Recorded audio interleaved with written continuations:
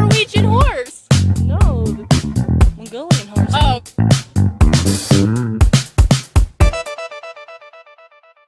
Welcome to the Heart to Heartland podcast. Here are your hosts. And welcome back to part 2 of our interview with No Context Heartland, the meme queen, Rachel.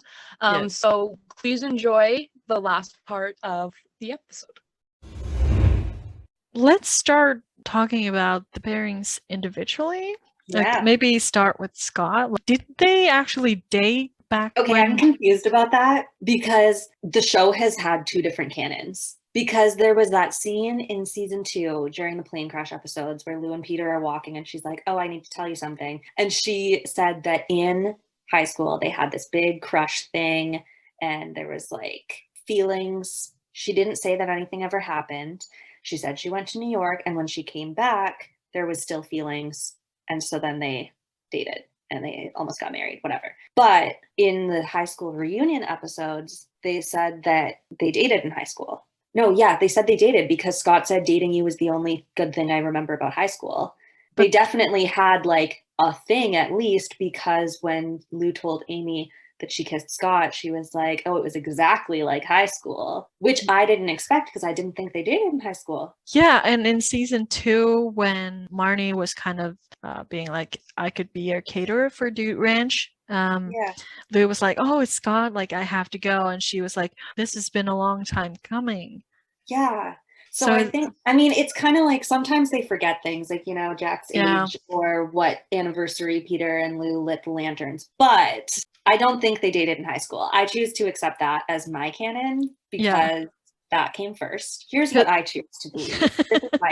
This is my canon. Okay. They didn't date, but before she went to New York, I think that they had like a moment, maybe a kiss or something like a goodbye thing. I don't think they kissed for the first time in season 1 finale, was it? Like, I think that would have been like a bigger deal. It sort of felt more like falling back to something that they kind of knew. I choose to believe that maybe the last week or two before she went to New York and before he went to vet school, they kind of had a thing, but it wasn't official. I'll just write a fanfic. Yeah, because it's like, didn't Scott say something like, you didn't really tell me that you were planning on going to New York? So I wonder if she was kind of like, oh, I'm going to New York like soon. And he was kind of like, oh, crap, like I need to do something if I want to do something. Because he said that she waited all this time to tell him. They were talking about how she waited all this time to tell him that she was going to New York and he waited all this time to tell her he was going to vet school. So I wonder at what point they actually told each other those things. Like, did they go like, hey, I'm leaving tomorrow, bye. Like, okay, I have actually something to tell you too. Like, I'm going or was it like, what I would like to be canon is that they just kind of, maybe like a few weeks before they were like, hey, I need to tell you something, this is already totally arranged. And then kind of had a thing as like well, this is our last shot. Let's try it out. Like, I would just like that from like a story perspective. Yeah, because like makes sense why they were still so attached even once they came back. They got kind of reattached real fast. Yeah, not for romantically, but like they became really, really close very early in season 1. Yeah, because that's the thing. Like, I'm wondering, like, because when Lou came back, totally different to be like, hey, we kind of had some kind of chemistry, than it to be like, you're my ex. And I think that they didn't really interact in a way that seemed like they were exes. Yeah. But they interacted in a way that seemed like something had happened or something had very nearly happened at least. I want to know what the writers think is canon. Yeah, because it's like, well, the Carl thing happened and then, you know, season 2. But I wonder, like, if the first thought or one of the first thoughts were when they met, is something going to be still there? There was or kind of like a moment right away. They were like, I mean, he was bringing Spartan back. Yeah. Things were very intense, but they had a moment of like flirtation while this horse was going nuts in the background. That is not the time unless something's really going on. You know what I mean? Yeah, it wasn't like, hi, like, what's up? It was more like, hi. It wasn't awkward. It was like they just reconnected really fast. That speaks to their connection because it had been like 4 or 5 years since she left. So yeah, okay, so I'm not the only one who's confused, like what's going on there. I think anyone who thinks about it too long is going to be confused. Yeah, it's like, wait a minute, didn't they say that, yeah, this and this happened? Yeah, I was so confused. Like, I remember watching the reunion episode, and he said, like, dating you is the only thing I choose to remember about high school or whatever. And I was like, hold on. Check You something like dated in high school? yeah, because Kept that secret for a really long time. yeah, like this is news to me. But I'm wondering, like, I know that in season 2, Lou kind of, blurted out the let's get married. But I Yeah. think if that relationship would have developed more like what they have, because like Lou and Peter met in season 2 and they got Yeah. married in season 3, kind of because of Kind of speedy. because Yeah. of maybe Peter's work. Do you think the speed of Lou and Scott's relationship would have been as fast, or? I think it would have depended on how that moment go. Like, when, like, I love that you have the Polaroid with the fan and Lou and Rick behind you. I just saw it when you moved. I love that it's joined your little. Yeah, it's like the angel. And I love that you have and Lou the there. devil.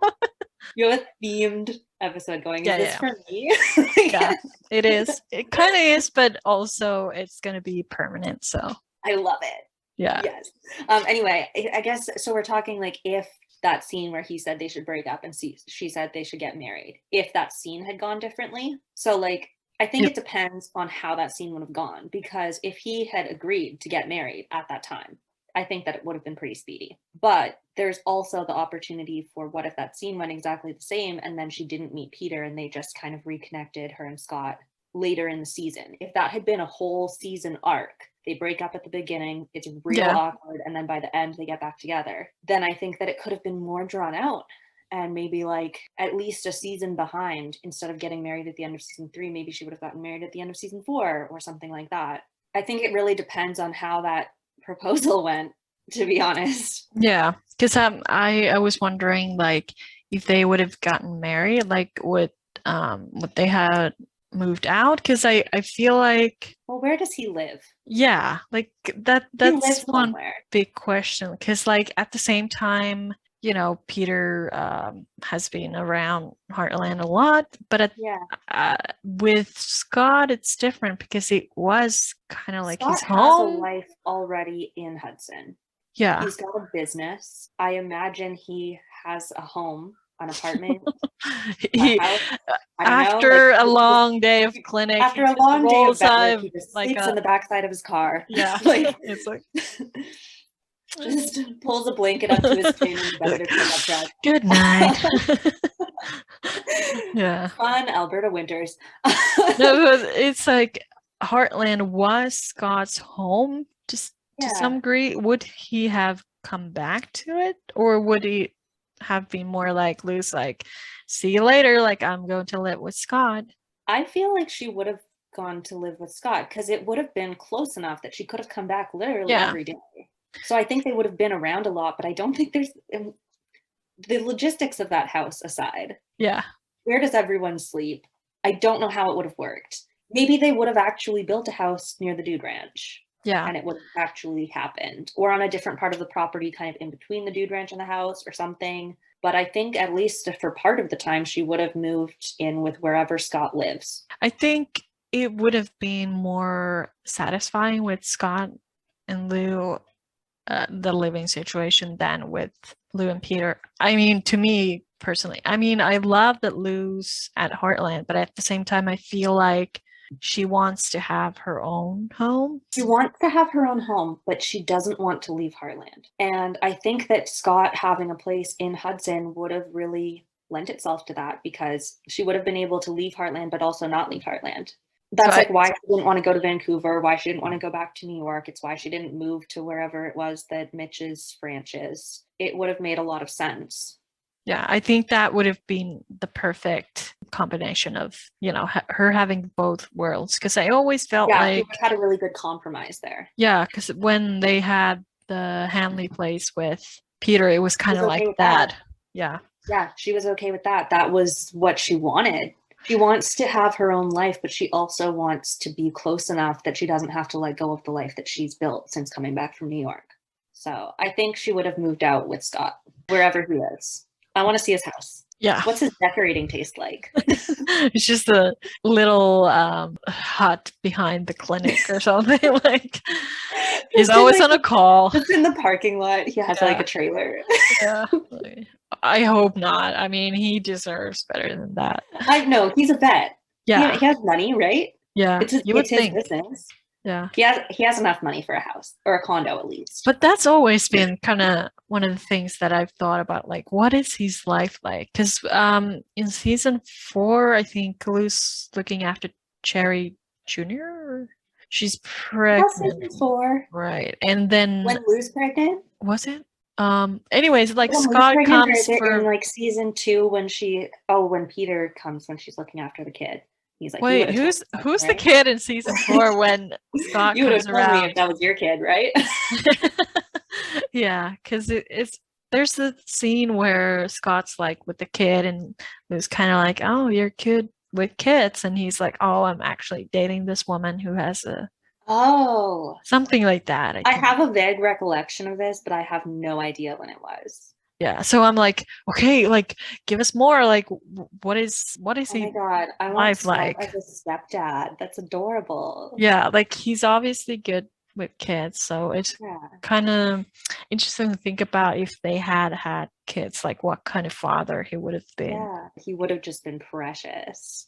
He's very like he can be strict, but he's also very loving and Yeah, soft. And exactly. But yeah, if he was strict, it would come from a place of like deeply caring about them. yeah, because even when he was helping Ty become a vet, he was like, no, you should know this already. Like he was Yeah. firm, but not like mean.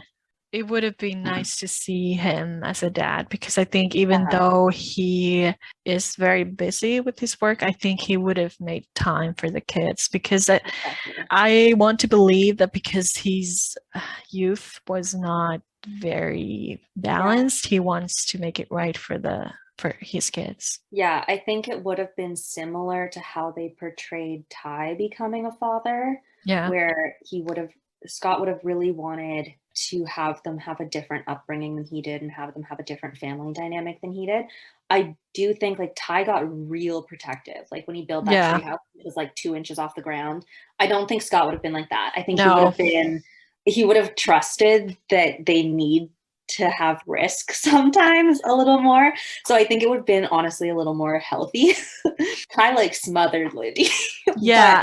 But I think it would have been a similar kind of reasoning behind why he wanted to be a good dad. And I think with Ty, I think he was always very, very protective and very easy to kind of go like from 0 to 100. Like, oh, you want to mess with me? Like, that's the kind of thing. Whereas I think Scott was a little more well-adjusted. And I think that's partially because we met him later in his life. I think that Ty and Scott had similar trajectories, but they handled it differently in some ways. And that's just their personalities. Yeah. I love that we got to see a little bit of Scott's background in season 5, but I always wanted to know even more because he's just, he's almost like family. Yeah. So, yeah. Yeah, I would have liked to see a lot more of Scott. Yeah, he's the one that got away for us. Yeah. Maybe not for Lou, but for us. Yeah. What about Peter? Like, what are your thoughts about how they met? I love it. That is maybe my favorite episode is I don't do very well with episode numbers or episode titles.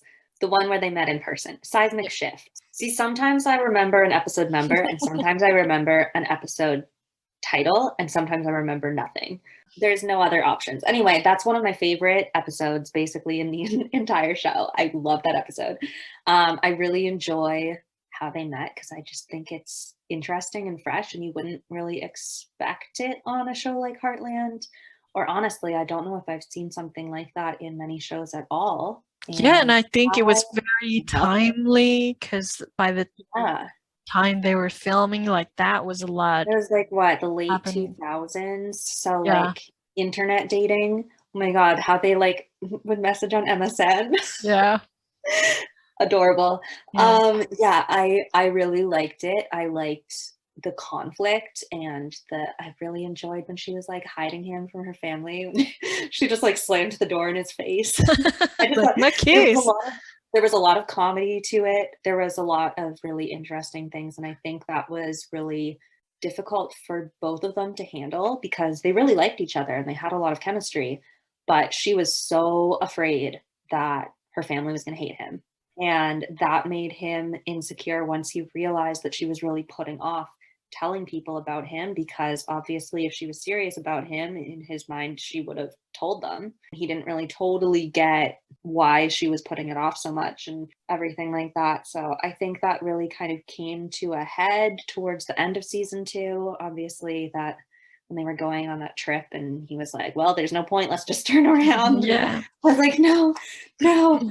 Oh my god, but I really enjoyed especially the beginning of their relationship. I thought it was really interesting and really cool for both of them as characters. Yeah, and I think if they wanted to have Peter as this oil guy, I don't think there's any other way they could have met without it Yeah, being, because I think Lou needed to see who Peter was besides, the bit for oil whole thing, exactly. and kind of see like, okay, this is not the whole truth or the whole, person he is, for even Exactly. to kind of entertain the idea. Like if they would have met like as a blind date, at Maggie's like they did, I think she would have been like, no way, like I'm out of here. But even though she was kind of like that, when he kissed her, it was kind of like, okay, I'm remembering everything we talked about and like Yeah, all because here's the this. thing is they met online first and she didn't know that he was the oil guy. Yeah. So they talked a lot. They talked all the time. She clearly liked him without having even seen him in person. She hadn't seen a picture of him. She hadn't Yeah. talked to him on the phone. She'd only been typing. And Yeah. I mean, I have a lot of online friends. Like you, I can I Yeah. can vouch for like that's an important thing is you can have a complete connection with someone without speaking face to face, meeting in person, talking on the phone, any of that. And I think that's really important and interesting that they showed that. And then for her to meet him in person and I mean, obviously the way they met in person, because they met in person before. Oh my God, when she ran into him on the sidewalk, there was like a moment and there was chemistry, Yeah. but it wasn't going to turn into anything. And then when he showed up at the meeting, that wasn't going to turn into anything. She was not like, oh my God, he's cute. Yeah. She was like, oh my God, evil. Yeah, And because it so, was this like back and forth, like, oh, I spilled coffee on you. It was like, okay, that guy is kind of cute, but also like I'm busy. But then exactly. when she saw that he was the other guy, who she was like, no freaking way, like, ugh. And then Exactly. going And then back to go to, on the blind date and it turns out to be him, and it's like, holy crap, yeah, there's like that connection, and there's all the things that they talked about online, and then there's the conflict of he's an oil guy and I kind of hate him.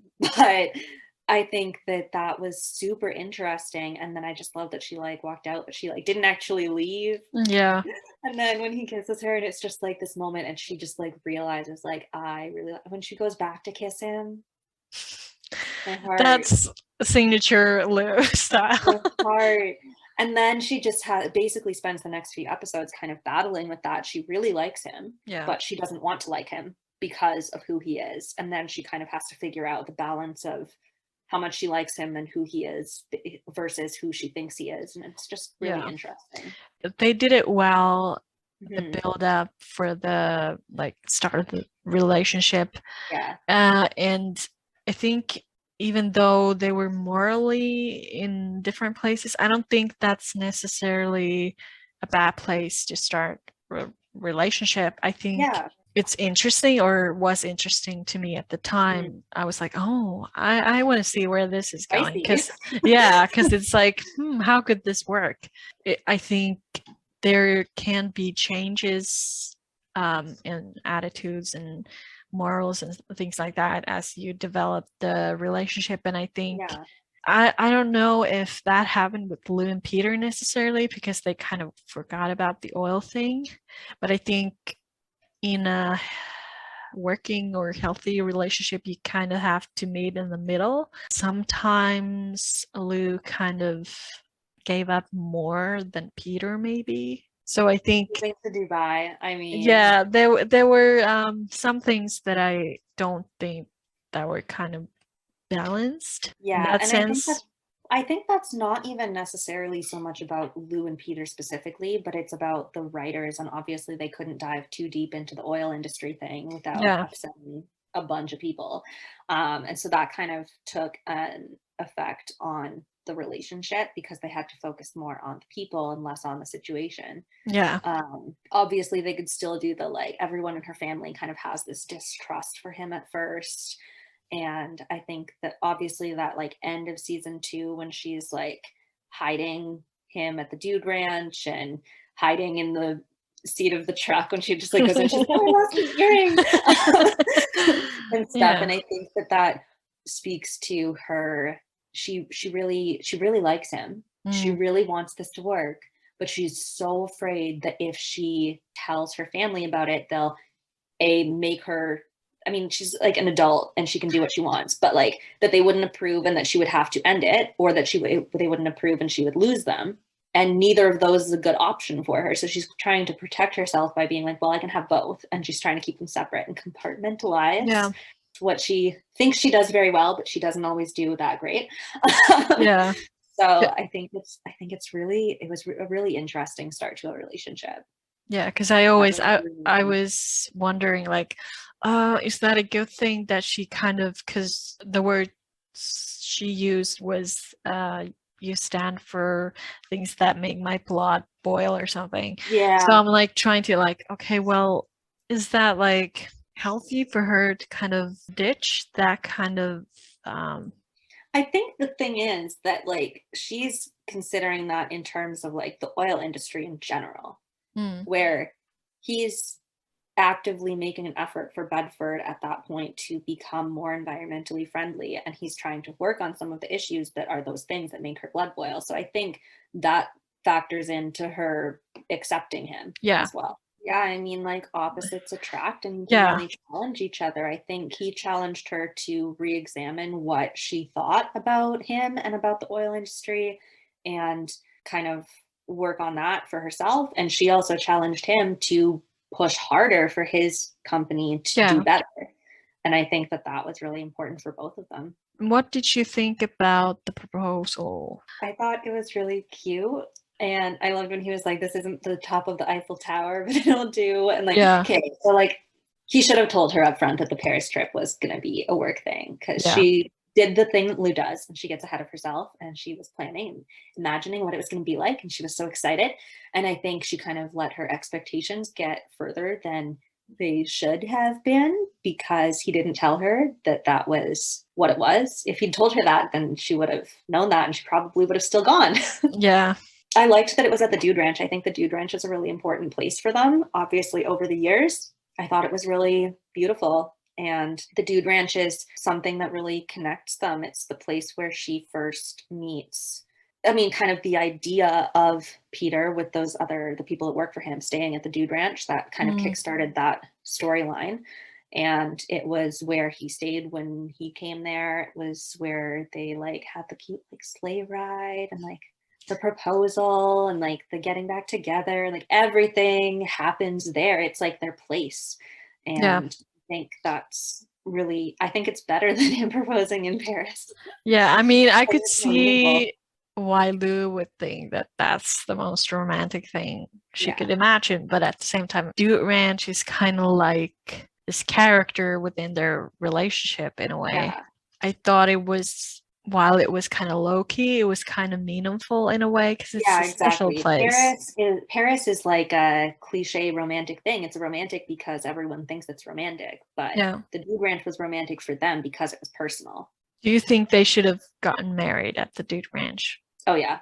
Yeah, it Like I would said, have that made that sense. place just means so much to them. I think that would have been really beautiful. And I mean, hey, everyone else gets married at the Dude Ranch, so Yeah. they could have too. Who cares if it's snowing? Like, Yeah, just I have a mean, jacket, it's fine. I mean, they would have probably died filming there because I remember them Yeah. saying it was like minus 30 degrees or something, like Get a crazy bunch of cold. plants, it's fine. Like suffer for our entertainment. Squish everyone into the big cabin. Yeah, like create The some only body cabin- heat.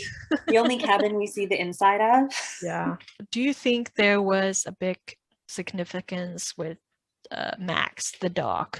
I miss Max. Yeah, because she thought that he was his kid at first, Oh my and God, but yeah. then, there are other storylines like, when Max gets these spikes from Oh, the the porcupine porcupine. needles. Yeah, Oh, so dear. there's like little moments like that, or when Yeah. they had to put him down and everything like that. Like, do you think that was sort of important for the relationship? I think it was. I never really think that much about Max though. I'm making I you think- think now. Gosh, you're challenging me. Mhm. Okay. Max. It's this pattern that a lot of couples do, like they get together, live together, like they get a dog, and then it's like Yeah. marriage, kids. Like it's kind of like this test of the relationship. True, that's true. I think it's tricky though because obviously Max was his dog with Eden. It's not a kid from a previous marriage, but they share custody of this dog, which is not necessarily the norm. It happens more now than It does. It's not like weird, but Yeah. it's not the normal thing for everyone to do, So I think Lou really kind of struggled with that because it's this thing that keeps him connected to his ex, and she's, not the most secure of people. Yeah. So I think, especially when she met Eden, oh my God, yikes. But yeah, I think Max, she got attached to Max 100%, but Yeah. he did connect Peter to Eden. I don't know that Lou was ever super comfortable with that. Like when she thought about it, she liked Max, she liked taking care of him and hanging out with the dog and everything. But I think sometimes she just kind of remembered that Eden was involved, and it was like weird. Like she wanted to be involved when Max was sick.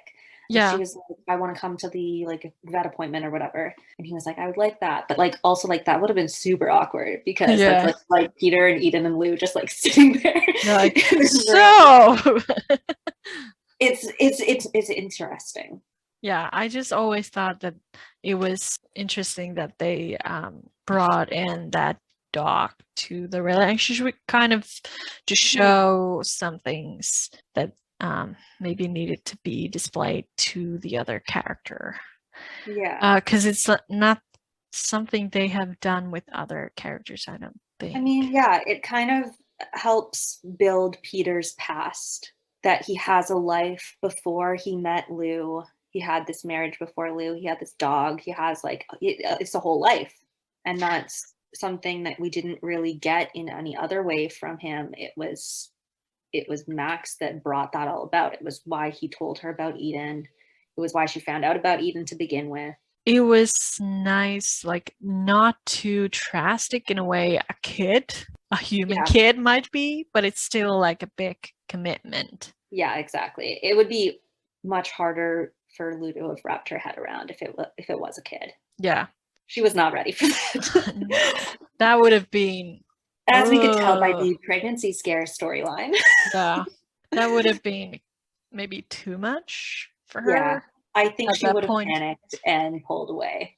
Yeah. Dog is manageable. Yeah, and I think it might have played badly for Peter as well. Kind of like, oh yeah, I have a kid, by the way. I had a kid I didn't tell you about. Yeah, like what? Yeah. I actually pulled up the wedding vows that they said to each other, and I just wanted to kind of reflect that because Oh my God. Okay. so they went, I, Samantha Lewis Fleming, and then I, Peter Walter Morris, do take you to be my husband, my constant friend, my partner, my faithful partner, and my one true love, and I will always be open and honest with you, and I will cherish you for as long as we both shall live. Obviously, this is done like split Yeah. grain, but Yeah, but like that's what they're both saying. yeah. Do you think that they were friends beneath the like partnership, or I don't know how to define like romantic? Yeah. I think so, but I think that their friendship really grew and flourished much more once they were divorced.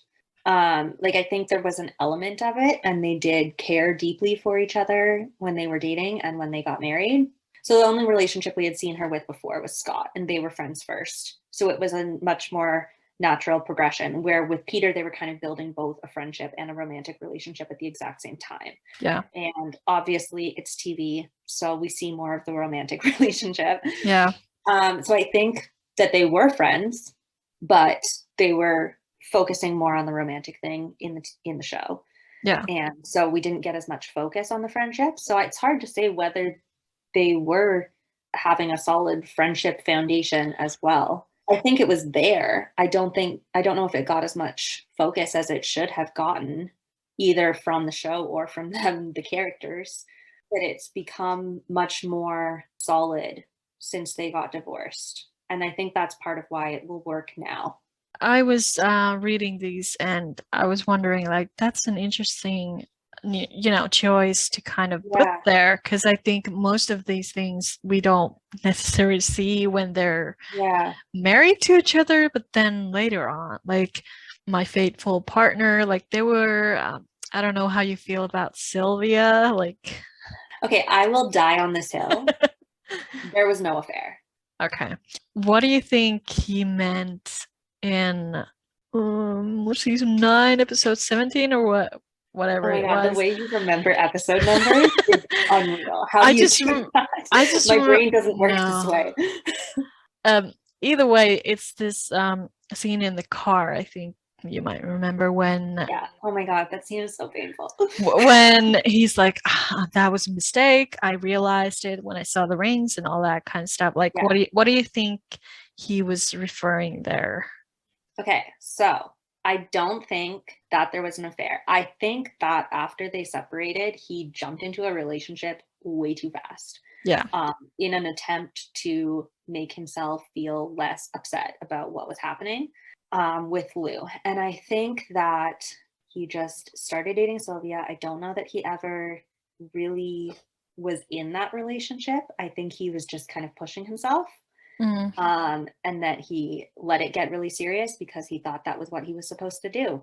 And that then he realized when he saw Lou's rings on the counter, which was so painful. Oh my God. But I think that made him realize that it was a mistake to try and move on from her, and that he wanted Lou specifically and their family and their life together. But I don't think that he started dating Sylvia or had feelings, like actual feelings for Sylvia, before him and Lou called off their romantic relationship. I don't think that that's in character for him, honestly. I know a lot of people would disagree with me. And a lot of people, it's a very polarizing issue because everyone either believes that there was an affair or that there was not an affair. And there's no real in between where someone thinks, well, it could go one way or the other. I understand, having rewatched those episodes to get content for my account, that I understand why people who think that was a thing would think so. I think the writers purposefully made it vague. Yeah, I think it would have been really bad if they had admitted that, he was having this relationship with Sylvia and then try to introduce him back into Lou's life. It would have been like instant, like absolutely not. I think there are a lot of things that Lou will take in a relationship because she doesn't want to be abandoned. Here we go back with abandonment issues, yay. Yeah. But I think that an affair is not something that she would have stood for. Yeah. I don't think that she would have wanted him to be around Katie and Georgie as much. I don't think she would have been as open to rebuilding a friendship with him. And I don't think that she would have been open to getting back together with him then or now. So I think that really speaks to what I think actually happened. Is I don't think that that would have been an affair. I know that she was quite worried about affairs at various times. But I think that she just wouldn't have been okay with that on any level. The way I always viewed it is more like, were they working together or what was the history behind? I think she was related to a coworker or something like that. Okay, so maybe they, yeah, because I Don't was, quote me, I could be wrong. yeah, That's what because I remember. I haven't fully like figured this out, but Mhm. I always sort of felt like Sylvia was more interested in him, and he was kind of like, Yeah, she's nice, like I'm spending time with her, and maybe yeah, in a way he was leading her on, and she thought that it was more serious than it was. I think that's quite possible. Yeah, that's just I think been my take on I it. believe. Okay, so what was it? Lou had heard her name before because he had Yeah, said something about Sylvia helping take care of the girls when they came to visit or whatever. So I yeah, think that Peter and Sylvia were friends before the separation. yeah. I think that they knew each other and got along, and that something romantic happened later. And I think, like you said, I think it's quite possible that he was leading her on in a way, or that he didn't feel as strongly for her as she felt for him. And that kind of sucks for Sylvia. Like, she wasn't trying to like cause issues or Yeah, anything. like She just I really am liked this not guy. ready to kind of bait Sylvia without knowing her side of the story. Exactly. I feel kind of bad for her, honestly. Like, Yeah, imagine meeting your boyfriend's ex and his daughter in that way. Yikes. I doubt that he was like, oh yeah, like I'm kind of together with my wife still, like the divorce is not finalized or whatever. I doubt she knew about that. I mean, I guess it depends on how close they were as friends Well, yeah, before something true. happened. Because maybe she did know a little, maybe she didn't know all the details, or maybe she knew everything. Who knows? In the car when Peter's talking about the situation, he was kind of Mhm. like, I realized my life was empty without you and the girls, like talking to Lou. I think Yeah. maybe he was flattered by the attention from Sylvia, Yeah. and like he was like, oh, I kind of like this. And but then he saw the rings and he's like, what the hell am I doing? Like, this is not like going Yeah. anywhere. Like, I have Lou and the girls, like that's Exactly. Like, what I really want. We saw Lou's side of it. We saw how broken she was, but we never Yeah. saw how broken Peter was. I think he was pretty broken. Yeah. I think he was pretty upset about what happened. I don't know that he really acknowledged and let that in for himself before Lou left her rings there. Yeah. I think that probably he thought, I can get through this. I've been through a divorce before. I know how this goes. It's going to feel exactly the same. And so he kind of shut everything down and he tried to make it be like it was when he broke up with Eden, which is probably that he started dating someone new. He is like, oh, she really likes me. This is chill. Yeah. I feel not totally lonely. Nice. Yeah. And then when Lou leaves those rings there, he realizes, like, holy, I don't know if I can swear. I was going to say Go holy ahead. shit. You can edit that out. Go ahead. So he realizes, like, this isn't what I wanted. Like, that's the moment when he allows himself to feel how broken he is. You can see it on his face when Yeah. you see that scene of him picking up the rings, and you can see his face and he's just like shaken. That's something because in the car he's kind of emotional about it, and Yeah. I remember thinking at the time, I'm like, is this kind of performance? Like, is he trying to manipulate Lou? But then thinking back to that scene where he finds the ring, like no one's there, like that's No one's just there. There's him. no one to perform Yeah. for. If he wasn't feeling anything in that moment, you wouldn't have seen that moment at all on screen. Yeah, he wouldn't be like if he Yeah. wouldn't have Like, cared. we would have seen no reaction, or that scene wouldn't have existed. Yeah. It was to make us see that he actually meant it when he came back. So I'm not saying like, oh, that was an okay thing to do of him, but I'm just saying Mhm. like I can understand like where that story might have, gone and Yeah, and like I think when he comes back, he's really focusing on what he wants, and he's realized that he wants their family to be together. He thinks that that is what is going to be best. That's why he's pushing so hard. He's used to, okay, he's a straight white guy. He's used yeah. to being able to get what he wants. And so he's pushing for them to get back together because he knows in his heart that that is the right thing to happen. And Lou, oh my God, Lou in that episode is so hard to watch because she is so broken. she's gone through the hurt of the separation. She's gone through finding out about Sylvia, who she didn't know about. She's gone through figuring out how to be a single parent. She's started to kind of see someone else. And then he comes back and he says all these things that she's just like, why didn't you say this a year ago? Yeah. And so she is really, really struggling in that episode when he's back at the end of season 9, because she's trying to figure out, she would love her family to be back together, but is that the right thing to do? And so she's just struggling so hard. He's not really seeing that because he knows what he thinks is going to be the best move forward. Yeah, because in his mind, he's like, okay, this is what you want. Like, I found this piece of land where we can, live. And she's like, Exactly. no, you don't get it. I need to you to validate that my hurt is, real. And yeah, because he's realized what he needs. He's realized that he wants this to work. And so he's thinking, okay, here are all the things that Lou told me at some point that she wants, and I'm going to make them happen. I'm going to be here. We're going to get a house. We're going to do this. We're going to do that. And he's like so ready. He's all in. It's not until she straight up tells him in that one scene on the couch, when she fully tells him, I don't think we should get back together. And he automatically accepts it. So he just accepts it so fast. And I think that's a really important thing for Peter as a character, is he doesn't push after that. That moment he realizes, like, the thing that he wants above all else, yes, he wants her back. Yes, he wants their family back. But above all else, he cares about what she wants. And I think that that's important, and something that he's cared about since the beginning is that he cares very deeply about her and how she feels and what she wants. And that's why he was trying to do all those things, is because that was what she wanted. But if she doesn't want that anymore, he's going to let it go. He is kind of this doer. Like, he's like, okay, let's do this.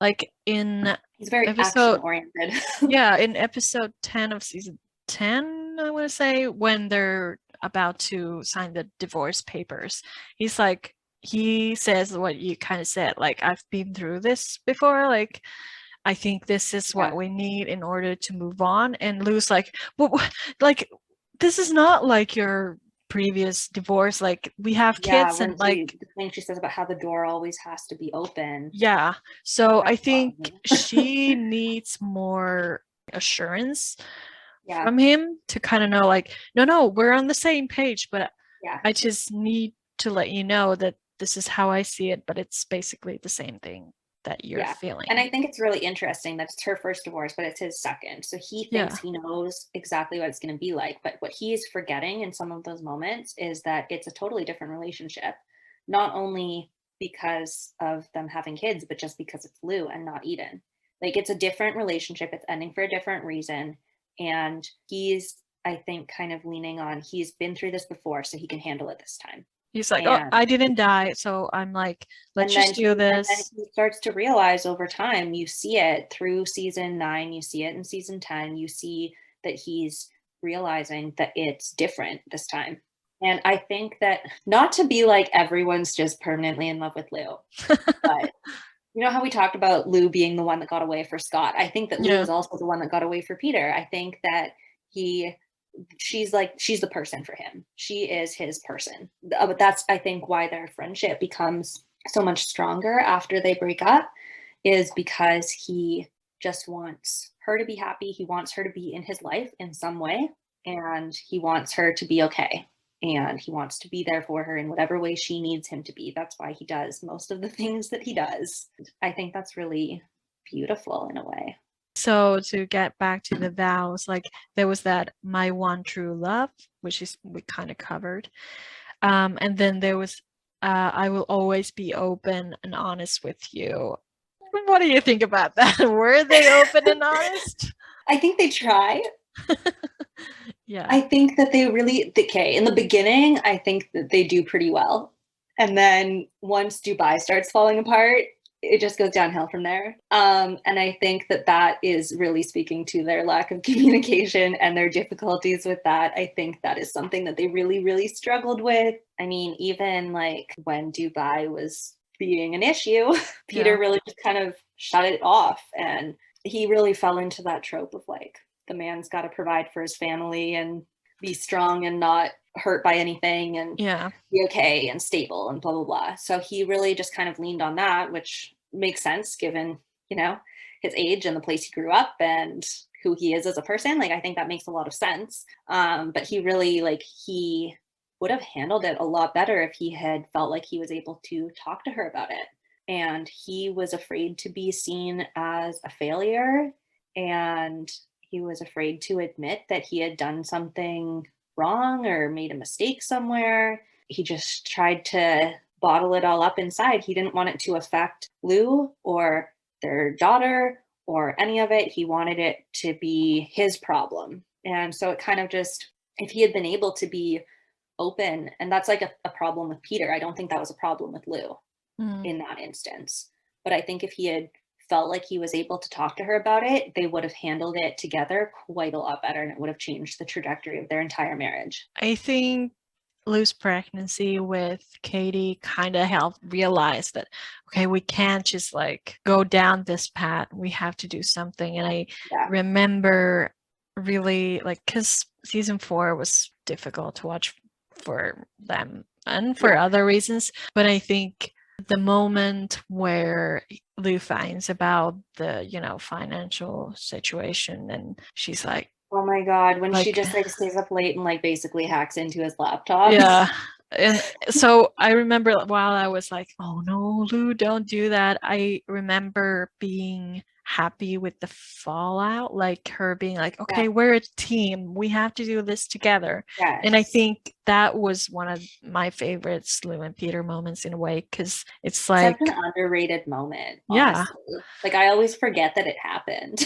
Yeah, I think that's where the beauty of their relationship is kind of rooted in, because they understand that, you know, business and working hard They're for very something. like-minded in that way. Yeah, they have their faults, but I think that's always something, because I don't always know what to think about it, because one minute Peter's like nice and telling Lou everything she needs to hear, but then he does something like not telling her something that she probably needs to hear, and open so, and honest I'm like, communication. I can't just say that I either like or dislike the pairing, because they have their moments. It's like, for example, that moment with Lou being like, we're gonna figure this out together. It's like, yeah, I can see why they're together, why they work. I think like they have a lot of really good moments. They have a lot of moments that they could handle better, and that comes from both of them being humans with flaws.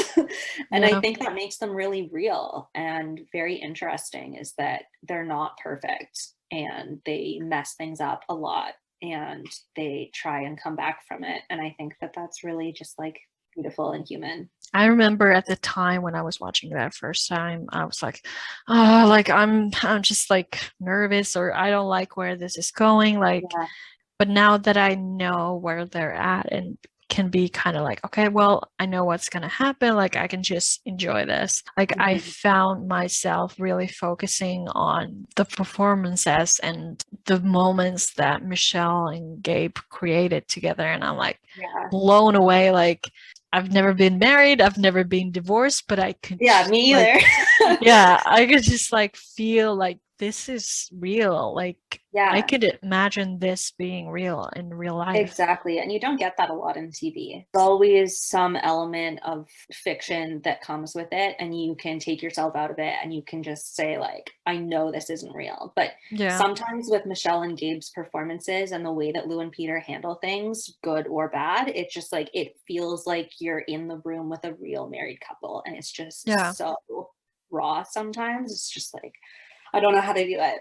Yeah, because I get that it's not necessarily attractive to the mainstream, because it's like struggle after struggle, because no one wants to kind of have that. But I appreciate them showing that. Struggle after struggle. Like, oh my God, they really just could not catch a break. Their entire marriage, it was just like everything kept going wrong. Dubai was Dubai. That was just like, it didn't go well. And then his business going under. And then obviously he feels awful because they're like stuck in the house where she grew up. He feels like a failure. He already knows that Jack and Tim took a long time to even accept him. And now he's just like the failure son-in-law. So like he feels awful about that, and that's part of why he bottles all of that up. And then like the Hanley house, the house at the Dude Ranch, neither of those go through. And then like when they almost lost Georgie, and then when didn't they almost lose Georgie like multiple times? Yeah, kind of. Yeah. Because Jack didn't get accepted, and then they got her. And then there was a time when the brother showed up, Jeff showed up, and then there was the time when Crystal showed up, and like Yeah. Like, they and just didn't then have to her break running there. off to Vancouver and Yeah, and then when Peter went to Vancouver, like I have so many feelings about Peter getting the job in Vancouver, because I completely understand why he didn't want to leave it. Because I mean, like, put yourself in Peter's shoes for a moment. You have lost big shoes. yeah, because he's tall. Yeah. You've lost your business that you've worked for years to bring to the standard that it was at, and you were super proud of it. It was like your greatest success. You lose it. Everything is gone. And then you're living in this house with your wife, who you thinks you're a failure, and her entire family, who didn't even like you that much to begin with and now think you're a failure. And then everything else is going wrong. You can't get a job anywhere because you did stuff with your business so badly. Finally, you get a job, and the only problem is that it's not close to your home. And you're like, no problem. This is the only thing I can take. So you do it. So you're like flying in and out from Vancouver to Alberta, over and over and over. And finally, you have this one thing, and the job is the only thing you can control. It's the only thing you're succeeding at. You think like, obviously his family is like important and they were doing decently, but he thinks like he's finally succeeding at something with his job. And then Lou is kind of pressuring him to let go of it. And he's not used to failing at things. He wants that feeling of success. He wants to feel like he's providing for his family and like he's doing something right. And so he really hangs on to the job in Vancouver because it's the only thing he feels like he's succeeding at. And then that really also speaks a lot to like when they do separate. And then in season 9, when he comes back and he's like, I want to buy a house, I'm gonna get a job here, like he's giving up. He wants to give up the thing that he's been hanging on to for dear life. Yeah, he kind of got what he needed from that job in a way, and now he's like, okay, now I can actually do what I want to do, like fully. Had been doing well enough at that if he wanted to get back to Calgary, he could. And he would have been able to get a job there if Lou had been in the right place to get back together with him at that point. I do wonder, because we've seen his parents. His dad seemed kind of laid back. His mom was kind of nice, but, hard to read at first. Yeah. But he has, like, I don't know, a lot of siblings. I can't remember how many exactly, but a lot. Like the oldest or one of the oldest? So I wonder if that plays into his, like, this, like, I need to be, like, provider. And probably, because remember when he was helping Lou change the diaper of Marnie's kid? And he was like, I learned to do this when I was like 9 or whatever. Like, I don't know if he actually said that, but that was like the impression that I got. So like he's been taking care of other people his whole life. And he's supposed to be the dependable, stable one who can do that in whatever way he needs to. And so I think that really factors into a lot of his personality. And speaking as an oldest sibling, older sibling trauma is real. Yeah, like you have that with Lou has it, and Peter has it. Yeah, so together, I think that's where the competitive side of them comes. Like when they do the Georgie's school project and everything, so oh my god, when he's like, I don't mean to brag, but I got this thing, and she's like, so you're telling me you peaked in grade 5?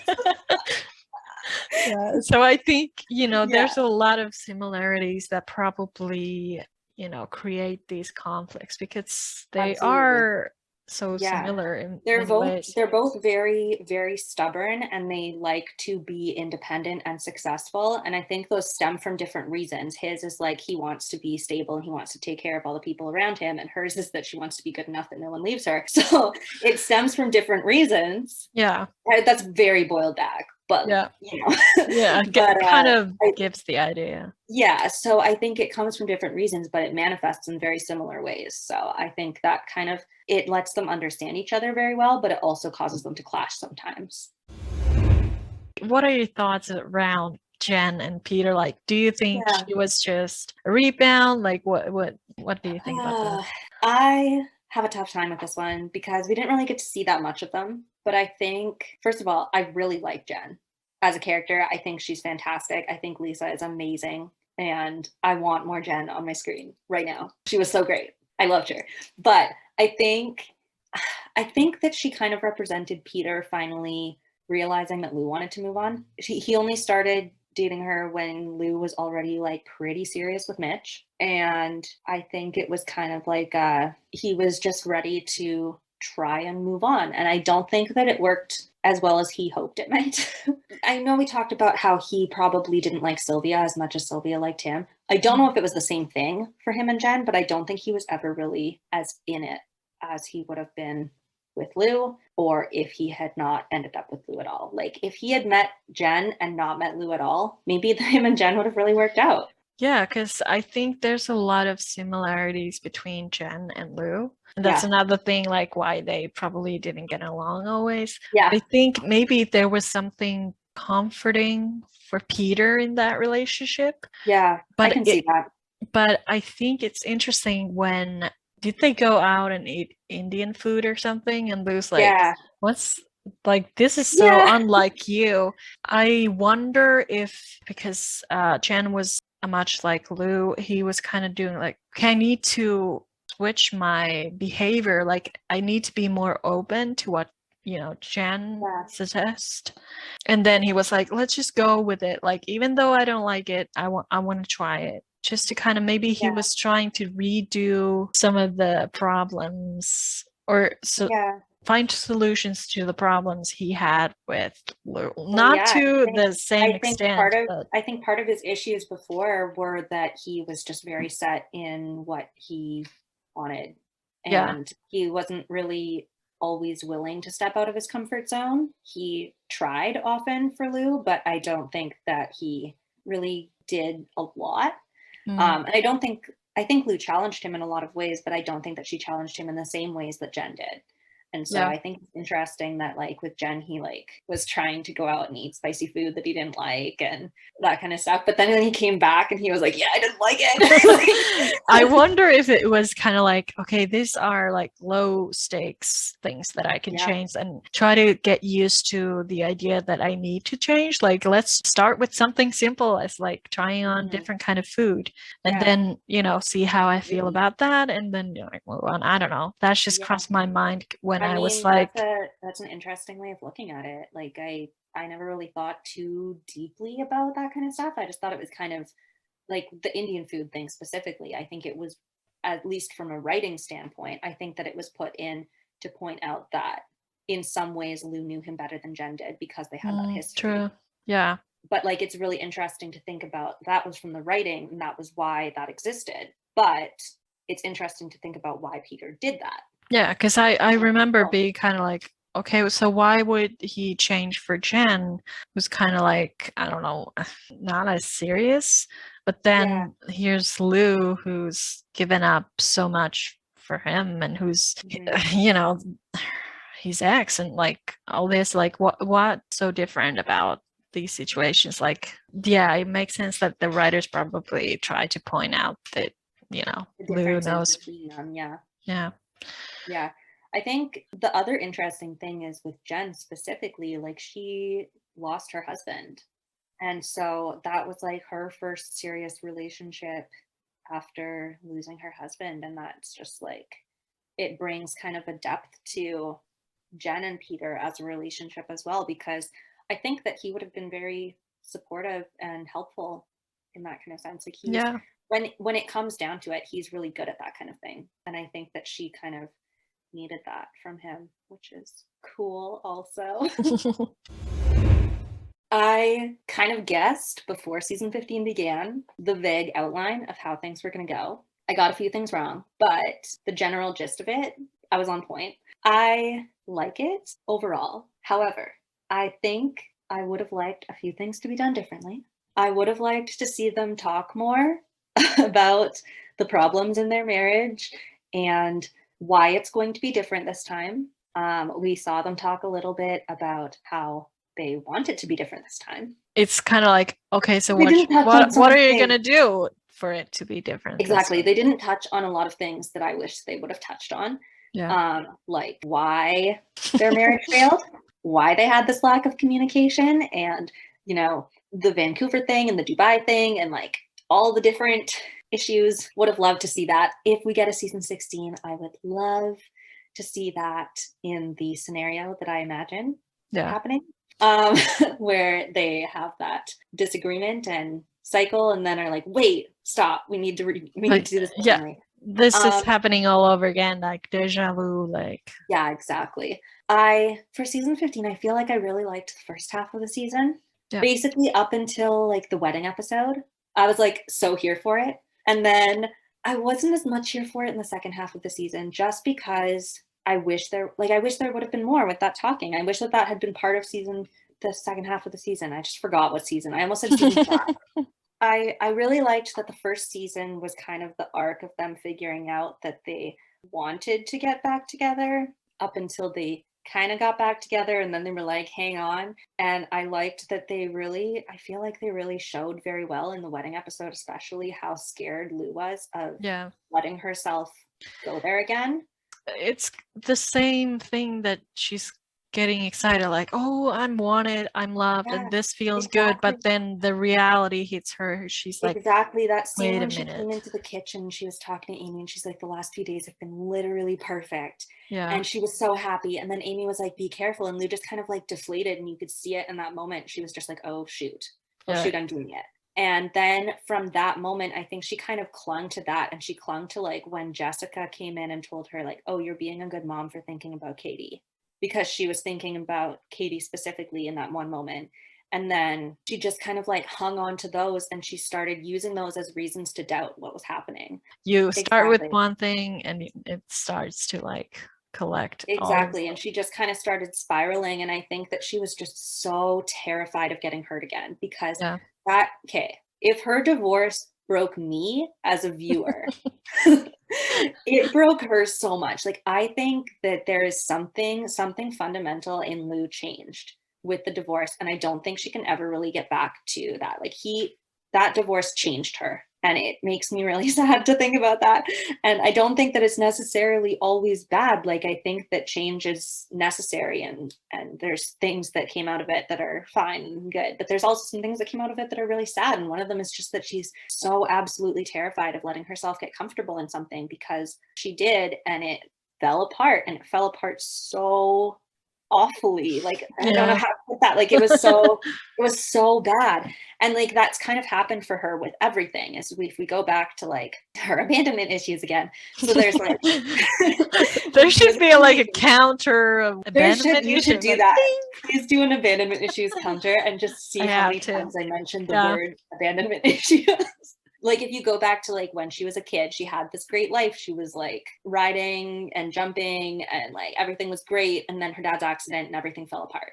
And then she was in New York and everything was going well. She had this great career. She had a boyfriend, and everything fell apart when her mom died. She came back, everything was going well. She was with Scott, everything fell apart.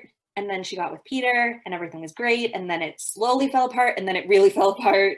And like, so she's just like so terrified of letting herself get comfortable and letting herself be happy. And letting her guard down in that way. And it's just like so tragic. And I just have so many feelings about it and her. But I think that the wedding episode specifically did a really good job of that. Like when they were on the dock, oh my God, the fact that this happened in the place where he proposed to her, God. There's something twisted about that. There really is. What are the writers doing to me? Like, oh, we're going to make Rachel suffer. We're going to make Rachel sob like a little baby. But so when they were on the dock and she was saying that she was wanting, what was it? That she didn't want to jump into things and do something reckless or something. And he was like, what about this would be bad? Like, he just didn't understand it, because this was what he's been kind of waiting for, and she's been waiting for it too, in a way. Like, I don't like the way that they said that she's been waiting for it. We'll get into that later when we talk about Mitch. But I think that on some level, even though I don't like the way that they said that, she has been waiting for it, because she's always loved Peter in whatever way she loved him. I think that she understood that, and Peter understood that she knew that and wanted that, but she was just so scared of letting this hurt her, letting it hurt him, letting it hurt Katie, Georgie, everyone else in the family. Like, she was so worried about it. And like that one, oh my God, that scene on the dock when she just kept saying that she was sorry. Yeah. But I really liked that first arc of the season, and then that shot of them when their hands were Hands apart. were like, I was that was crying. beautiful. Anyway. But I really liked that first arc of the season, and I really wanted the second arc to like live up to it in a way, for the second half of the season. And I think that they did some parts really well, and I really loved when Rick called him. Oh my God, that was so good. Rick Thank you. is what Mallory was to Tiny Amy. Yeah, What's it? Rick is the captain of our ship. Love him. But I really wish that they had talked more about that, and Lou being so scared, and just everything that they needed to work on. So I really hope that if we get a season 16, that that's something that they kind of dive into at least a little bit, because in season 15 we can kind of assume that some of that happened off screen. We saw the scene where they kind of talked about how they wanted it to be different this time before they tell Katie, but we don't get to see them talk about it further. So we can assume that maybe that happened, but I want to see it. I think that we, the audience, need that in order to Especially really after all this time. It's like, Yeah. no, we need this to know Exactly. that you're being serious. Exactly. Peter's always like, okay, so this is happening and this needs to happen. Let's do this. Whereas Lou's like, no, like, walk me through it. Like, what do you want to happen and why and how? Where he's Yeah. like, what do you mean? Like, this is like obvious. Mhm. So that's why I also think that Lou needs that just as much as the audience. Exactly. I think Lou really needs it. I think Peter needs it so that he can really acknowledge it, because Yeah. I think that if he started thinking about it, he would understand, and Yeah. he would really work through it and figure out what Lou needs from him and what he needs from her and everything like that. But I think he's kind of not letting himself. And I think that's a common theme with Peter. But I think that they both need that in order to move forward in a healthy way. And I think they can do it. I think their communication has really improved, and that they understand each other a lot better, and that maybe the timing just wasn't right before. Maybe they were a little too young. They hadn't gone through, I mean, like he's older than her. She was like what, mid-20s when they met? And so like he was like off a divorce, and he's like probably early 30s. I don't know how old he actually is supposed to be. Whoops. I I think he's probably like 5, 6, 7 years older than her. Yeah, somewhere I in think there. so too. So like maybe they were just like I'm kind of in between the ages that they were when they met. And so Yeah. I don't have my life together.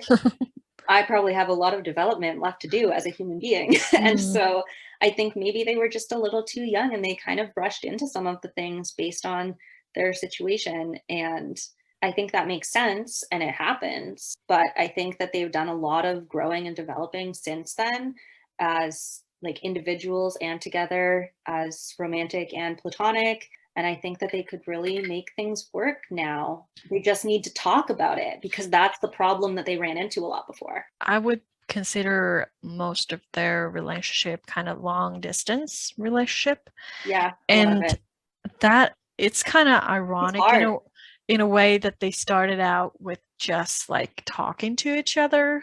Yeah. And with long distance relationship, they kind of went like having these problems with talking with each other. Yeah, it's really which is interesting. kind of the how they started before they even met in person. They were talking constantly, and so I really like. You would think that they could have held on to that. I don't know a lot about love languages, but I think that Lou's, isn't there like a physical affection one? Yeah. And I think that's Lou. I think she needs someone to be there. I think that if they hadn't met in person, or if that was not kind of her love language, that they would have been able to continue with the long distance relationship pretty well. But once they met in person, and once they started dating and having like a close like physical aspect to their relationship of just like being able to like hold hands and cuddle on the couch, or more, then I think she kind of just like started to rely on that. And then when he is not there, she's losing that. Yeah, because I'm trying to replay scenes in my head to see if they're equally like affectionate. I think Lou is very like caring and affectionate, but I Yeah. also think Peter can be affectionate. I mean, he's, some of the scenes that I rewatched to prepare this episode, like, he's touching her hair and Yeah. like cradling her like side of the Yeah. faces and Yeah. like things like that. Like he is also he's not like keeping the distance. Like he was. I think he's affectionate when he's there, but he doesn't rely on it in the same Yeah. way. So like that's where they kind of ran into a lot of issues when he was in Vancouver, for instance, is he was doing okay. He was really missing him in a way that was kind of, it's not like he wasn't missing her, Yeah. but they were missing each other in different ways, and there was a different aspect to it, and it was more real for her in a way, because like if they talked on the phone, great, and that kind of fulfills something for him, but it doesn't to the same extent for her, and that's kind of where they kind of got unbalanced a bit, I think.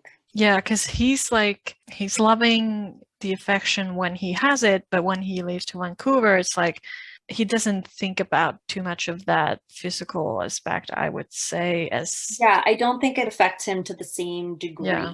Whereas he's like, really, I just need to know what's going on back at Heartland. Yeah. Like that's what I need. Whereas she's kind of like, oh my gosh, like I feel this like physical, like I don't know, like it's like a physical ache. She's like waking up in a bed alone. Everyone around her, like Jack and Lisa are together, Ty and Amy are together, and she just like feels lonely. And I think part of it shows in a way that she's like, for example, she was always like very, I don't know, involved in Ty and Amy's relationship. Like I think she was maybe feeling something. She was a little bit, kind of living vicariously through them. Yeah. She was like, I need to put this energy into something, like, and they're like, what the heck? Like you're just like injecting yourself into this. And she's like, no, I mean well, but I think that shows in a way she acts sometimes. I think that's like a very interesting thing to think about. She has a lot of love to give. She literally needs hugs. Yeah. She needs it. Yeah. So we talked about the wedding episode in season 15 and like how that was big for Lou and Peter, but Caleb was kind of, I feel like, acting as this Cupid this season, which is weird for me because I remember it's a little weird, but also I'm super here for it. because like I just loved it. Because like, I really love when people meddle. Because back in season 6, he hated Peter. Yeah, and then just like you're treating her badly.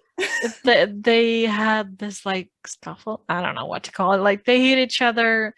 And then it was fine. And then years go by and he's like, so what's up? Like, you and Peter, huh?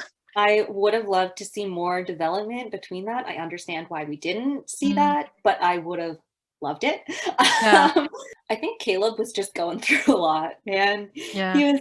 He was really struggling after him and Ashley split up. And he just, like he said to Lou, like he really just missed being married. He missed having people depend on him, and so he kind of made himself invaluable to the family and therefore to Lou through work. And then Lou just like needed someone because she was, like we said, she was really missing Peter when he was in Vancouver, and she really needed someone to physically be there. I don't think, like, I guess in some ways you could consider it like an emotional affair, but I don't think of it that way because I don't think that she ever actually really had feelings for him. Yeah, I think she had feelings for her, but I don't think she had feelings for him because she was like, what the hell are you doing when he kissed her? I think she was kind of like, I don't think she even kind of realized what she was doing in a way. Because I don't think so either, because she was like, oh, this is my friend, I can talk to him. Yeah, like, oh, let's hug, I'm sad, like you're listening. And then when Peter got mad about it, she was kind of like, wait, that was just, friends. That was just me talking to my friend. What are you talking about? Yeah. The moment that it kind of really became real, and when she started to realize anything, was when Caleb punched him. Yeah. Because that was like, what are you doing? Wait a minute. Was that after the kiss? No. Wait. Hang on. Let me open Netflix. Oh, it's Blowing Smoke. episode 11 is where Caleb hits him. And then in episode 14, he kisses Lou. So yeah, you were Okay, right. so blowing smoke, oh yeah, that's right. Not getting into too much of like what actually happened. I just think Lou and Caleb would have been a super interesting pairing. If he had not been, wasn't he like already dating Cass by the time her and Peter got divorced? Yeah, because that was Yeah, I like think he was. season 8, episode 8 or something. Like that's when Ty and Amy kind of Yeah, found so out, like, I think. if Caleb had been on the market, at that time, perhaps they could have been a thing. I think it would have been interesting. The only weird thing is that the fact that he dated Amy briefly before. Yeah. That's a little weird. I do wonder if, because I remember asking this from the writers once when they did this interview with me, that like, what was the process like of, Lou and Caleb? Like, what? Yeah. Did you thought about that for a long time? And maybe it's just that Michelle Morgan has chemistry with literally everyone who believes. That's true. But they were like, no, we were just like throwing out ideas and just being like, well, what about, Caleb and Lou? And everyone was like, no. And they're like, wait. Wait, but what? Yeah. So I do wonder if they kind of like the idea and maybe some of it translated into Mitch. That's what I kind of wonder too sometimes, because Caleb and Mitch have some similarities. Yeah, because in like the being the ranch hand and kind of their attitude sometimes. Yeah, and I think thing. Especially in season 14 when he was like, I want to have a kid. And so and that like he always had this kind of like he was an outside looking in to Lou's family. Like for example, that scene where they're getting ready to cook something and Mitch is watching like, oh, I wish, that was me, or I wish I had a family. That's my interpretation of that scene anyway. Like, I think he always wanted a family as well. Like, yeah. So I wonder if they were like, I do wonder if they kind of purposefully made those similarities between Caleb and Mitch, but I just think it would have been super interesting. Like if Mitch hadn't existed, I just wonder if Caleb and Lou might have been a thing. Yeah. Because I think they would have had a really interesting dynamic. It would have been in a similar vein as Caleb and Ashley. Like she knows what she wants. Yeah. And he's kind of like Lou and Ashley are very different, but I think that the relationship would have had some similarities. Yeah, whereas he's kind of like this goofball and he's like, no, like I'll do whatever you want. Like he's kind of romantic, and which is kind of strange to think about when you think where he came from and all that. But I think, I could see why some people think that would have worked out or that would have been interesting. Like, I would need to see it first. I've never really given too much thought to it, but I just wonder sometimes. Yeah. Because it would have been a solid ship, not gonna lie. Ashley's relationship with Caleb really like made him grow. Yes. So I wonder 100%. Being with Lou, like what kind of Caleb would have come out of it in a way. I also wonder it would have made for some really fun stuff with him and Tim in the rodeo school. Oh yeah. That would have been fun. Yeah, interesting. Speaking of Mitch, I miss him so much. Yeah, it was painful to watch back some of the episodes. God. I was like, damn, I shouldn't have done this because now I miss him so much again. Oh my gosh. I really got invested in those two, let me tell you. Okay, so I watched the show as it came out, and I was 12 when the show started. So I was like 13-ish when Lou and Peter met. I was in so deep. I was like so invested. Little like 13, 14-year-old me, I was like, yes. And then they broke up and it destroyed me.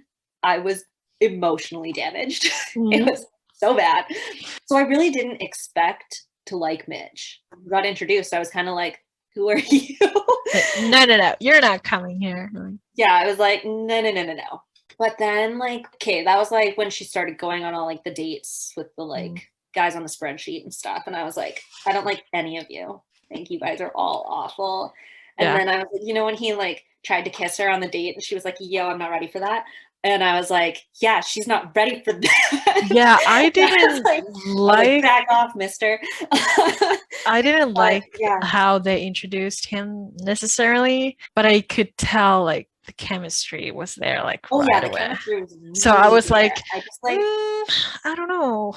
yeah, I was like, it was going really well until that moment. And then I was like, sir, back off. Yeah. And so I was like, I really didn't expect to like him. And then they had like when he came back and when he started working at the ranch and then Lou was away and then she came back and I was like, oh, there's something happening. There's something here. And I was like, oh, maybe I do care. Very interesting. Like, wait a minute. And yeah, by the time that she kissed him, I was just like so on board. Maybe you were kind of like Lou in that moment. She was like, Maybe no. I was. Like, maybe that's why she's my comfort character. yeah, like you're so annoying, but at the same time you're like, damn, I kind of think he's nice. I am Lou Fleming. Thank you. Yeah. Yeah, I just like I got really, really invested and I was like really in my feelings through the whole like on again, off again, like everything. I just enjoyed basically everything up to like the end of season 13. I was so invested. Oh my god, like when he was dating Maya, I was like, this is not lasting. I was so sure. Oh my gosh, this like I remember like thinking like, oh, obviously this is not going to last, and they're going to build up the Lou and Mitch back together thing, and like Mitch it's and just Maya was such a weird pairing to me. Yeah. How are you gonna have a cattle rancher and a vegan? It doesn't compute. I kind of liked her as a character. I just did not understand the relationship. Yeah, like it was, I feel bad for her as well. Like he was just used for, just to kind of create space between these two characters. While I hated that they were apart, I did like that there were some scenes like when she has the ashes on her eyes and he's like, let me help you. And I'm like, sir. The rom-com of it all. Yeah. Yeah, they have like such good chemistry and I was like so just invested, and the banter and like the on again off again, like I know a lot of people hated the on again off again. I was a big fan, honestly. I didn't like when they were off, but I liked the plots that happened and that you could see when they were starting an arc of getting back together. I was like, I'm here for it. Yeah. I really loved Mitch as a character, and I really enjoyed his relationships with the other characters and with Lou and how he got along with Georgie and with Katie, and the conflicts between him and Peter as they started to figure out how to like be around each other. I was really invested. And like, to be honest, for the last like half of the show, basically since Lou and Peter got divorced, I sporadically kept up with the show. I haven't consistently done it. I tended to, basically I watched the show with my dad when it first started. And we watched every week, and then we started to sometimes fall behind as kind of I grew up and had a life and he had other stuff to do. And so we kind of would like sit down and watch like a few episodes here and a few episodes there, but we always watched it together. Basically, he watched up until season 10 somewhere. And then he just kind of was like, oh, it's okay. I'm not super invested anymore, because he likes to give up on things. He was like, I'm not super invested anymore. And like, we have like 40 episodes of the show or whatever that like you haven't, I don't know how many it was. We had so many episodes on our PVR and they were like multiple years old. And I was like, we're never going to get to these. And he was like, oh, you can just watch them on your own. Just like, let me know anything big that happens. And I was like, all right. I kind of just like every couple years would be like really obsessed with Heartland, and then I would take a step back and focus on other stuff, and then I'd be I'm in again. And so on and off again, you say. Yeah, I was basically like Lou and Mitch. But last summer in like June, I watched season 12, 13, and 14 for the first time. Like I was that far behind. So I just kind of binged all of it really fast before season 15 existed. So I went through a lot emotionally with Lou and Mitch in the space of like a week. And it was really a lot for me. Like at least the rest of us got a little bit of at least you got room to breathe. Yeah, like whoa, like what was that? You got like a week here and a week there to like think about things. And I was just like, next episode, next season. Like what? So I really binged the last few seasons because I was very behind. And then I was like, I should make a Heartland fan account. Yeah. And now here I am. Yeah. But yeah, I really went through a lot with Lou and Mitch, emotionally speaking. And I was super invested through all of it. And I feel like that's probably why I didn't get as annoyed with the on again, off again as some people did, because it really didn't take that Yeah, much time for me. true. Yeah, because it was like every week you never knew what was coming. Like, are they on again or off Yeah. again? But I did always look forward to their scenes together, Yeah, regardless. they had some really good scenes. Michelle and Kevin just always killed it. They're so Yeah. good. In a way, Mitch brought out this new side of Lou. Like, Yeah. he was so eager to kind of please her, or like Mhm. wanting to do everything right or make her feel good, and she was just like, she wanted to give in to that, but at the same time, you know, she was still heartbroken about everything, so she Yeah, had her doubts and insecurities, but exactly. And I think that kind of really affected their relationship as it went. And obviously, she was coming out of this big heartbreak, and it was like her first big love after that. But it was also, I think, probably one of his first very serious relationships, because he was obviously like in the military and he had other stuff going on and he was younger than her. And I think I don't think that he ever really had a big relationship before that. Kind of short term things here and there, but I think that was like the first big thing for him. And it's really interesting because it kind of mirrors Lou and Peter in a way, true. because Peter was the one who had already been married and was older and had more already set for him. Lou is the one who's was already married and all that stuff. So it's Interesting. I've never thought about that. Or I've thought about like Mitch being a few years younger than Lou. Mhm. So there's been, like, I would say overall it doesn't show that much, but then there's things Yeah, like him wanting kids of his own and like yeah, maybe feeling more insecure about his place in this yeah, relationship, and like because you know Peter's been around a lot, so he's kind of yeah, like feeling like, exactly. I don't know how to put myself into this situation. Like, I know I'm dating Yeah, Lou, but at the same time, I feel like I'm asking permission to enter into this. exactly. Because like they're all in this house and they have kids and they have all this history, and it's just like a difficult thing. It Yeah. would be like if Max, the dog, had been a child. It would have Yeah. been like that. Yeah. It's hard. It's a weird situation. Because I think if he had been older and maybe someone who already had kids as well, it would have been different. He would have Yeah. known his There place in the probably wouldn't have world. been there probably wouldn't have been an on again, off again Yeah. there. Something I've always said to Afia, or I've talked about this on the podcast as well. Like, I Yeah. know you love Ant-Man. So I My always, favorite superheroes, Ant-Man and the Wasp. Wait. oh, I have nice. Scott and Hope right here. What I always hoped was that the situation would be kind of like, I forget Scott's ex name. Maggie. Yeah, because Scott and Maggie had a kid. The best family. And Maggie has a new partner. Yes. And at first it's kind of awkward, kind of like with Lou, Mitch, Yeah. and Peter. But then in the second movie, it's like this They're family all this unit. big happy family, and Yeah. they just love each other so much. Like if Mitch was still around, I would have loved for that to end up being the dynamic. Yeah. Because it's just such a lovely like blended family atmosphere, and they just like they mean a lot to me. Overall, the situation in the world is changing. Like, there are not as many, like, what's the word? Like, when it's traditional families in a way. Yeah, like conventional. Yeah. Yeah, because families can be whatever you want them to be. Yeah.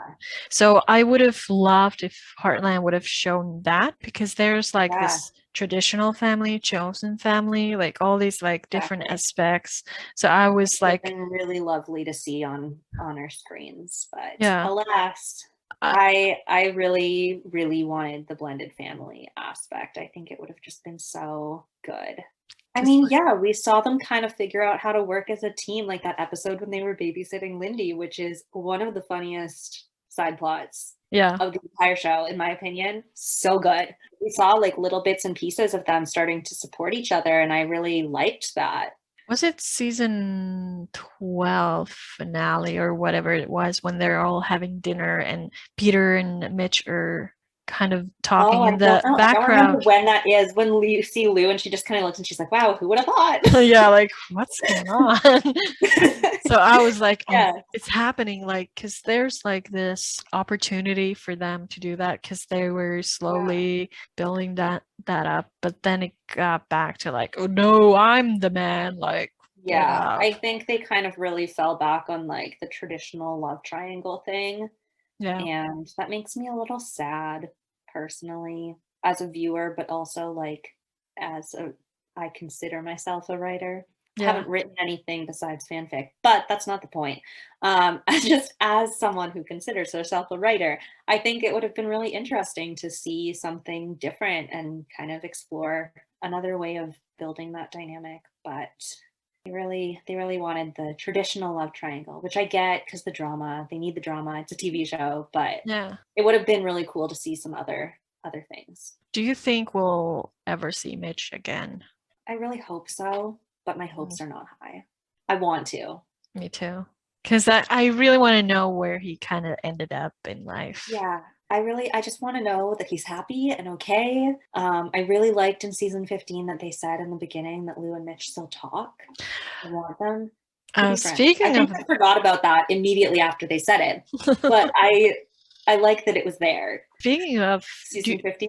yeah, do you think, first of all, I'm going to ask you, do you think Lou is also the one that got away from Mitch? Yes. Because I'm like, Maybe I'm just in love with Lou. I mean, you are. I mean, I am. Yeah. But like, maybe I'm just projecting onto all these men. But like, on one hand, I'm like, yes. But at the same time, I feel like there will be someone for Mitch, and maybe he has That's a kid, and like. That's true. I would love for him to really move on. I think at this point, he thinks she's the one that got away. Yeah. I would like for him to be wrong because I want him to be happy. Yeah. And I would love for him to find someone who's like his actual person and get the life that he wanted. We'll see. I mean, maybe he'll come back and we'll find out. Yeah. So back to that scene at the dock with Lou and Peter where she's apologizing. She makes it out to be as if Mitch didn't really matter to her as I'm much not a fan of that part of that scene. Yeah. So there's like, okay, so basically that's the scene where they like walk out, right? And they're talking as they walk and then they break up at the end of the dock. I like the part once they get to the end of the dock, but the part when they're walking out and she's talking about how when he called her that night when she was on the porch and he told her that he couldn't come to her wedding, it was like he was saying all the things that she had been waiting all this time for him to say and all that stuff. I didn't like that. Yeah. Me neither. I felt like it was kind of cheapening Lou and Mitch's entire relationship. That was 5 years, their time, 5 years of our time. And I feel like Lou and Mitch as characters and as a ship deserve better than that. She wasn't waiting around for Peter the entire time. No. Like when she was already kind of seeing Mitch when Peter came back and wanted to get together in season 9, and she turned him down. And then she told him it wasn't about Mitch, but then she ended up going and dating Mitch unrelated. So like she wasn't waiting around for Peter the entire time. She was very clearly in love with Mitch. There was the on again, off again thing. She was clearly upset every time they weren't together. Did you see her face when he was going to be marrying Maya? Like every time she looked at the invitation or like right the day of the wedding, she was just like a disaster. Why would she stop the wedding if she was like, oh, whatever, I'm just gonna. Yeah, like she was so head over heels in love with him, and it just felt completely out of character for her to then turn around and say like, oh, I've been waiting all this time for you to say that you were still in love with me, Peter. It was like, huh? Yes, I 100% believe that she was still in love with Peter that entire time. The love had just changed. I think that the love for him was never lost. It didn't mean that she didn't love Mitch, and it didn't mean that Mitch didn't matter. And I think that's my biggest problem with the way that they handled the end of Lou and Mitch in season 15 specifically, because every time they mentioned him, it was just a way to bring up Peter. Yeah, and I think it kind of makes Lou seem bad, and like Yeah. why would you want then root for her and like the relationship with Peter? I don't think Yeah. even if Lou had admitted that, I was in love with Mitch and like it was a big deal for me, that it would have Yeah. taken anything away from her love for Peter, because that's Exactly. a separate thing. Exactly. I think, like I said, I think I said this earlier, that I think it's quite possible to have multiple soulmates. It's quite possible to have real, true love for multiple people at different times. I think that it just does a little bit of a disservice to Lou, to Mitch, and to the ship in general to treat it that way. And I don't think that I blame that on Lou. Like, I don't think that's a Lou thing. I think that's just like the way that the writers did the dialogue. Yeah. And I think that I just wish it would have been done differently, because some people, like, I look past it and I think like, oh, that's not what it meant. I'm basically rejecting that whole idea. Me But too. I think that some people, like more casual viewers, for instance, are going to look at it and not look past that. They're just going to take it at face value and be like, Yeah. oh, so Lou and Mitch didn't matter. Nice. Like, Yeah. and that just makes me sad, because I think that not just the characters, but also the shippers of those characters together, we really deserved more. And it's like such a strange thing to think about, because like when you think about the love that you feel for different people, it's never the same. So it's not Exactly. like Lou was like, okay, Peter, here's my love. And then like when they divorced, she was like, okay, I'm going to take it back and give it to Mitch. It's not like, Exactly. It's not the same love. It doesn't, Yeah. like, loving one person doesn't mean that you don't love another. yeah, And it just makes me sad. yeah. So I just wish that they would have written his character out differently. That's the main problem that I have with Lou and Mitch for season 14 and 15, is like, if they knew he wasn't going to be coming back and they knew they needed to end that relationship, they could have sent him off better, in my opinion. Yeah, because we didn't see the proposal, and it Oh was my God, I'm so mad that we didn't see the proposal. Yeah, and it was like supposed to be this big thing, but now looking back, it was kind of like it also cheapens the relationship with Mitch. Yeah, exactly. We saw so much, and they were such a big focus in the earlier seasons that he was in. And then in season 14 and 15, like, I get that he wasn't as available.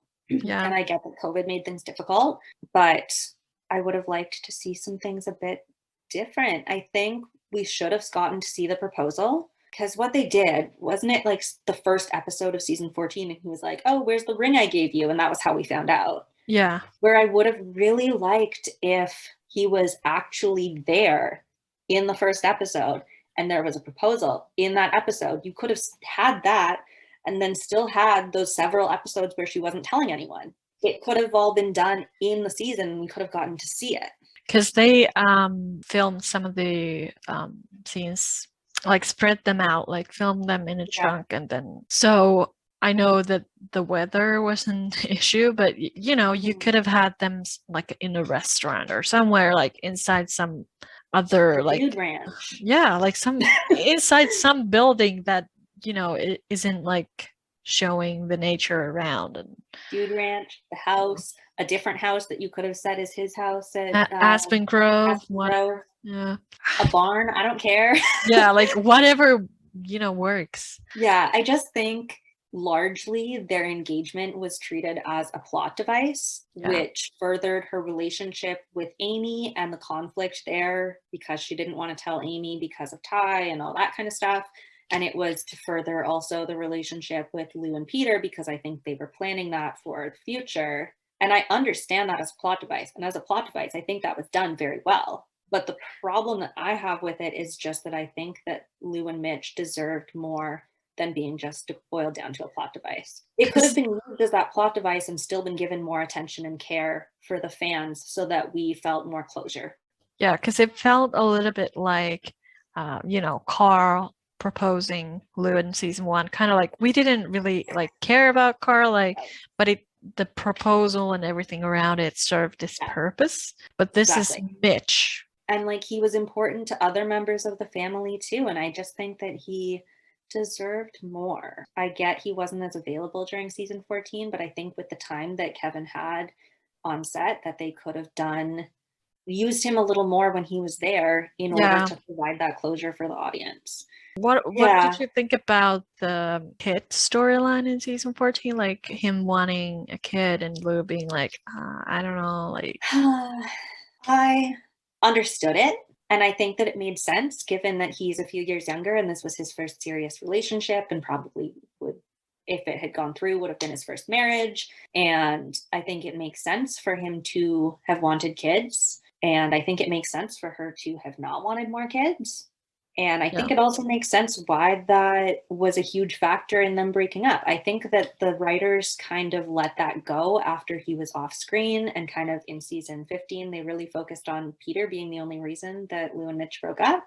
I think that the kids thing played a huge role. I know many people in my life who have broken up because of disagreeing about wanting kids. It just puts you at a completely different place in your lives. And if one of you wants kids and one of you doesn't, either way, one of you is not going to be happy. I just wish that they hadn't forgotten about it in season 15. We've never saw that. Like, I think Lou's relationships are good for this kind of exploring this like difficult subjects. Mhm. It was a good thing that they brought it up, even Yeah. though, you know, the ending was sad for their relationship. But Yeah. at the same time, it's very realistic and something a lot of people go through with and makes Yeah. sense for their characters. I know that Lou kind of ended things with Mitch, but I would have loved to see his side of, you know, understanding Yeah. why he had to end and him being like, okay, I get it. Like neither of us is going to win if we keep going, and I understand that that's the possibility if this Yeah, continues. I think the end goal of it is that they both wanted the other one to be happy, and that's why they Yeah. had to break up, which is very unfortunate. If she gets her way and they don't have kids, then he's going to feel unfulfilled in some way. He's going to feel like, obviously, he would have a great relationship with Georgie and with Katie and would be their stepdad, but they, like he said, they already have a dad. And he's not trying to come in and replace Peter, and he can add himself into that family, and they could be a wonderful blended family. But he wants to experience fatherhood from the beginning, and that's important and totally valid. Yeah. But then if she gives in and is like, yes, okay, let's have a baby, then it just, there's going to be resentment. it's just so messy. I keep talking about fan fiction, but I have Please do. one where they still get married because I needed to manifest that and figure out a way that it could have worked. And in it, it's about Mitch realizing after they've broken up that he's kind of balancing the pros and cons and like figuring out what he values more. Does he value more being a father and having that experience, or does he want Lou and her family and that group of people specifically that he's gotten this connection with? And in the end, that's what wins out.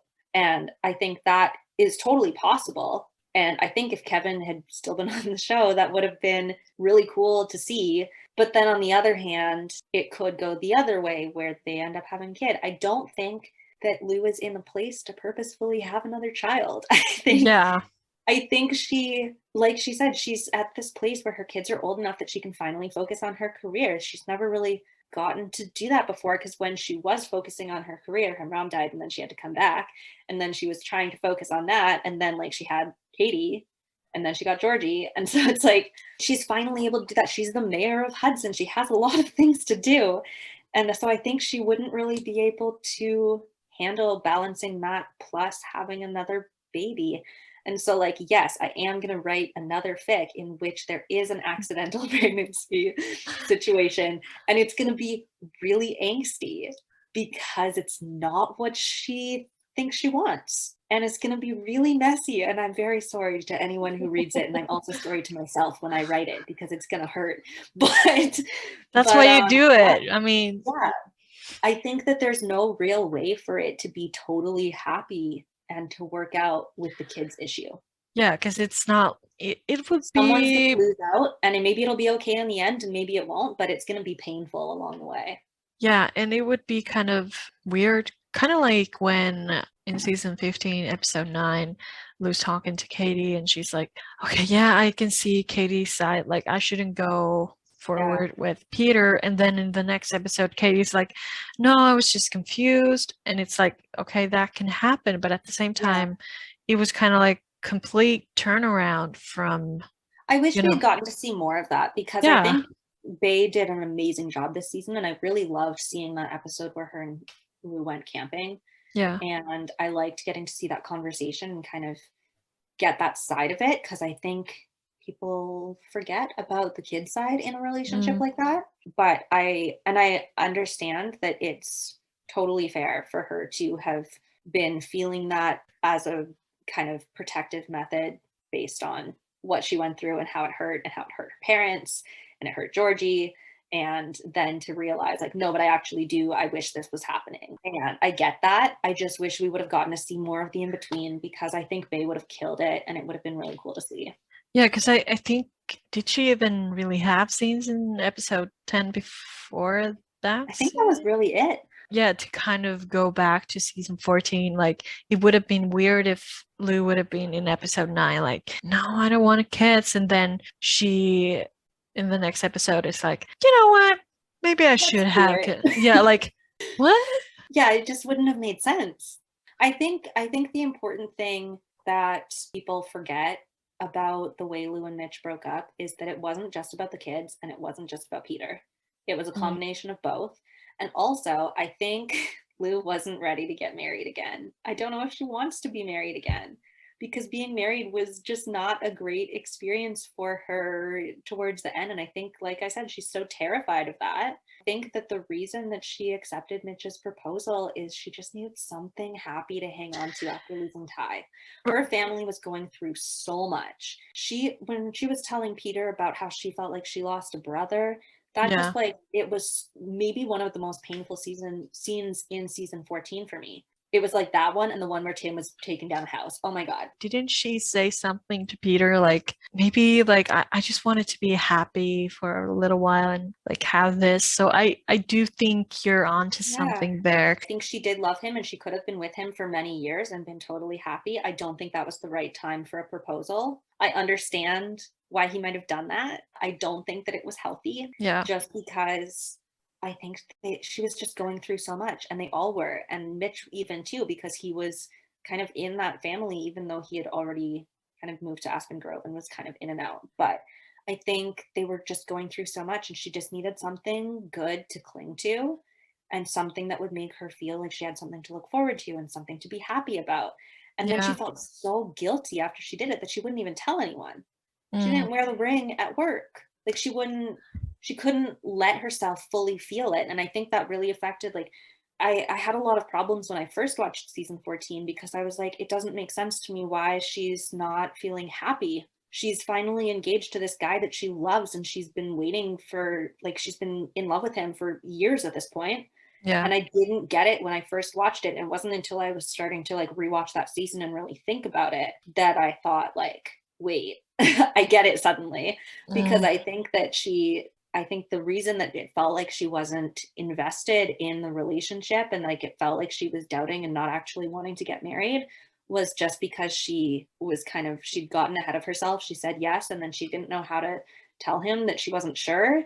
It wasn't the right time. Yeah, and I think maybe, well, we didn't see a lot of Mitch, but I wonder because he's always been kind of enthusiastic in a way, but I feel like maybe Ty's death made him kind of feel like, okay, well, I'm finally together with Lou. What are we waiting for? Like, I'm just going to propose, because he proposed Maya really fast. Yeah, and I wonder also if that kind of like, if Ty's death affected his decision to propose too, because like it shows him you don't have any guarantee of how much time you have with someone. Yeah. If Amy's husband can just straight up die out of nowhere, then like maybe I should stop wasting my time. Maybe I want to just like be with Lou. So he proposes and then she's like, oh my God, I need something happy. Yes. And it's like not super healthy for either of them, but it makes sense. And I always wondered like, okay, so where's this kid thing coming from all of a sudden? Like they really didn't talk about this before. They didn't lead up much to it, but it makes sense also. yeah, I think that was also kind of like him realizing like, wait a minute, like maybe that's what I want. Like, and the more he Yeah. thought about it, he was like, yeah, I think that's what I want. Yeah, Like, well, losing someone really just kind of opens your eyes to a lot of things, and it yeah, makes a lot of sense. And it doesn't mean that, like, just because I don't think that Lou was ready to get married to him and mm, that she was only saying yes because she wanted something happy, like, that doesn't mean that she didn't love him. She yeah, fully did. But I just think that it just the situation was iffy. yeah. And I do think that Lou, it's like kind of like the overall theme that we've talked about. Like Lou's afraid to be happy, and at the Yeah. same time, she feels kind of protective of that happiness. I think she's like she just so desperately wants to be loved and so desperately wants to be happy, but then she's so afraid to let herself actually feel that and actually accept it. And Yeah. it's like this strange balance that she just really, really struggles with. With Lou, she was kind of like that with the proposal as well. She was kind of like, Yeah. "Oh, this feels happy, but I understand that this is might be like bad, Yeah. timing in a way, bad timing again." But yeah, but and maybe that also factored into her. It was never going to work in that Yeah. kind of atmosphere. Yeah. And I think that's ultimately what made them not work Yeah. overall, is just the situation and how they both handled it, and everything kind of coming together at once, and then the kids thing and then the Peter thing, and she was already confused and feeling uncertain, Wow. and it was just so bad.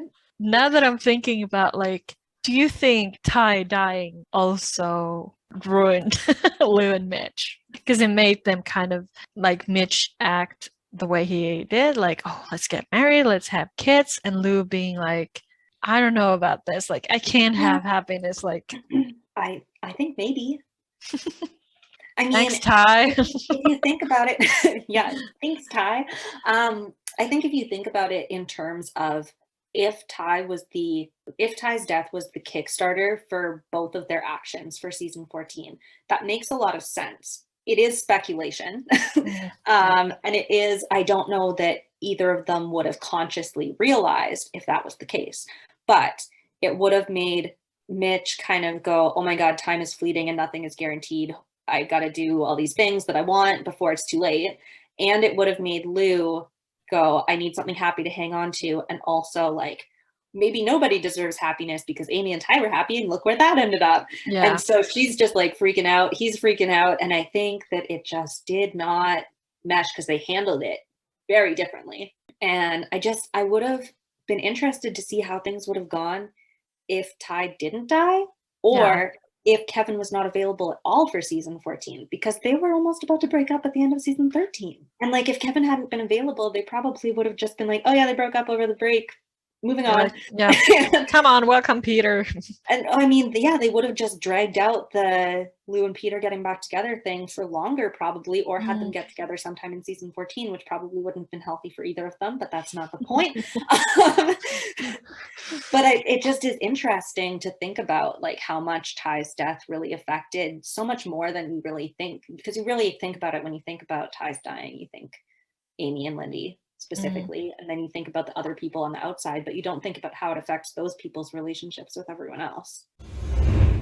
I know at this point we don't know if we have season 16 yet, but what are your hopes for possible season 16, and whatever amount of seasons we get? Like, where would you like to see Lou end up in life? Just in general, or with relationships specifically? In general. Like, do you have like a vision about that, or is it something you don't really know until you see I don't really think about it too much. End goal, I just want her to be happy and to not feel like she's waiting for it to fall apart. I want her to be happy and like secure in that happiness, because I feel like she never really has been, and she deserves that. And it makes me so sad to think that she's not. I mean, if we're going forward from season 15, her and Peter are back together. I want that to work. I don't want them to break up again. Yeah. I want it to work and I want it to be different. I don't want them to have the same problems that they already have dealt with. And I just want them to like handle things better as a unit. I really, really believe in them and I think they can do it. I just worry that the writers are going to need drama Mm. and are going to fall back into old things. And I want them to come up with new drama that they can handle as a unit and handle side by side instead of pitting them against each other. That's what I really want. I want Georgie to come back so we can see this family together. I want Georgie and Katie scenes. And I want her to be friends with Rick forever. Yeah, I want that. I know Michelle said that she wants Lou to have another baby. I don't know that I want that. I am very excited for Michelle and her announcement, and congratulations to Michelle and her family. That's fantastic. I don't think that Lou needs that because she said to Mitch that she didn't want that. But it would be interesting. I don't know that I want it, but it would be interesting if they did do that. Yeah. I don't know. What about you? What do you want? I've thought about like, because there are a lot of the themes that we talked about today, like abandonment issues, like Abandonment issues counter. Here we go. yeah, like bad timing. 326. Like I don't really care overall where she is, as long as she's happy and Yeah. she feels secure and like she's needed and loved and everything. And the timing Exactly. is for once like perfect for whatever. Also, I want her to move out of the house and have her own house, but still close enough that she can be there all the time. Yeah. Because I think that's what she wants. Me too. Yeah. Yeah. So just like whatever happens, as long as, you know, it's within those, so I can feel that Lou's journey has been fulfilling from start to finish. Exactly. I want her to have a good arc. I think since the very beginning, she's been really struggling with the feeling of where she belongs and how stable her belonging there is. And so I really want, wherever her journey ends, I would like it to be belonging in the place where she wants to belong. It makes me both, you know, hopeful and happy to think about that, but at the same time, if like whenever that happens and if it's the way it happens, I'm probably going to be kind of emotional about it because it's something that I've wanted for a long time for her. And, you know, for her to have it means that in a way, one chapter has ended in her life. And, you know, she deserves to be happy. And I would like that arc for her because I think a lot of people would really find meaning in it. I think a lot of people, even if it's in a different way than Lou, a lot of people really struggle with figuring out where they belong and figuring out how to accept that they deserve that happiness. And so it would be really, really good for, I think, a lot of people to see that. Yeah, because it's not always so easy to find your place and just like walk toward it. It's like peaks and valleys. And like I know she's older than people. Like people always think you have to find your place like in your 20s. What? Like ridiculous. No way. I don't know who I am. Yeah, and you don't need to know that before when you're like way older. Exactly. So I think it would be really cool for people, even like for younger people too, to see that and just think like, oh, I still have time to get there.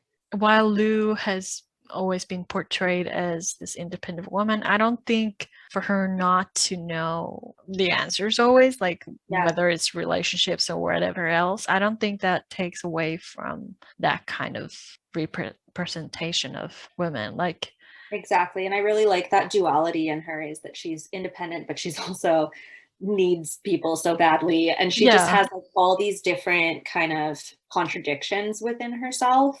And I think that's one of the things that I just really love about her character, is she feels very real and interesting. Because of that, I feel like I could know her. She's a real person with flaws, and she's doesn't always make sense. And I love her.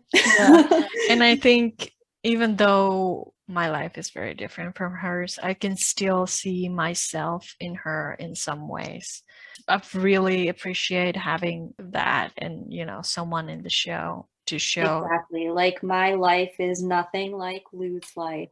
but I can see myself in her so much. And I see things like I see myself in her flaws, and I see myself in her good traits, and just like, Yeah. she's like inspiring and relatable and interesting. And I love her just as a character and as a person. I think she's often, like, people talk about strong female characters, and there's this whole thing about how strong female characters are just like the ones that they're not meant to be the ones that have no flaws and can just do anything. They're meant to just be complex characters. And it's not that they're just fully a strong person, it's that they're a strong character because they've been built in a way that's very complex and interesting and has a lot of different sides and a lot of different factors, and they are like a real person. And I think that Lou is that to me. I think a lot of the characters on this show are, to be honest, but Lou is like way up there for me in characters that I've seen in basically any form of media. She's just like one of the top ones for me. And I think that's the writers. It's Michelle. Like, I don't know, Michelle, if she's ever watching this, I love you. And you're amazing. And thank you for bringing Lou Fleming to me. Yeah, and I think often I feel like this is changing, but I feel like before people thought like if you want to be like independent, strong woman, like there's no room for like romance or anything like soft like that, like or like wanting marriage and kids and traditional values. Like that's not separate from being a strong independent person. Like you can be whoever you want and feel whatever you want. Like that doesn't take away. Make whatever choices you want. Everyone's different, and that's totally valid. Like it's good. Yeah. So I've loved what Lou has been able to give to the audience. I know she's not everyone's favorite, and people have some issues with her storylines, but overall, I would say that she's been very consistent and. And I think she's grown and developed a lot, but still remained really true to herself, and it feels realistic. Sometimes people do character development on TV shows or movies, books, whatever, and it's just like they feel like a completely different person by the end of it. And I think Lou's really kept that essence of herself throughout, and you can see the changes that she's made, but you can still see where she came from, and that seems very realistic and lovely. Thank you for joining me and talking about Lou Fleming for hours and hours. 4 hours. Yeah. We literally talked for 4 hours. I mean, I knew that there was a lot to talk about, but I'm very sorry to your sleep schedule. No, it's fine. It's Saturday, so whatever. I think that's it for now. Like, I mean, if something exciting happens in the future with Lou, I'm gonna have to ask you back because I would love this has been great. Yeah, this was so fun, and I've finally gotten to speak to you in person. Because it's like always like I have thoughts, but I usually talking to you just looks like this. But thanks again for doing this. I really appreciate it. It was so fun. That was all of the 4 hours crammed into good job, a smaller package. And I hope that you found at least some of that interesting. Back when we started this podcast and we were like thinking about names, when I coined the Heart to Heartland, it was kind of like, that's the kind of stuff I want this to be like, just like talking about our theories and like how do we feel about stuff like that. So Rachel nailed it, and I really felt like that was perfect. Like even though she wasn't really prepared for it, she still had a lot of like things she wanted to talk about. So. You guys still had a heart-to-heart conversation about Heart to Heartland, so that was pretty iconic, and you guys both did great. So good job. So until next week, keep your noses clean and your powder dry. Take care.